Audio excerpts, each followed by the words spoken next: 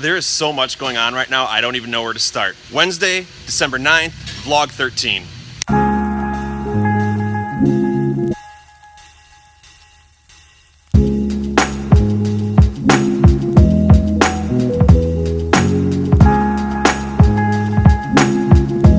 There's a lot of little things going on inside the new shop, so I'm going to take you in there and show you everything that's new.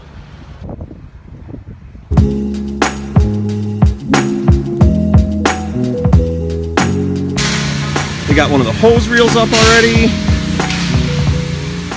The heaters are getting installed. The fans are being put up.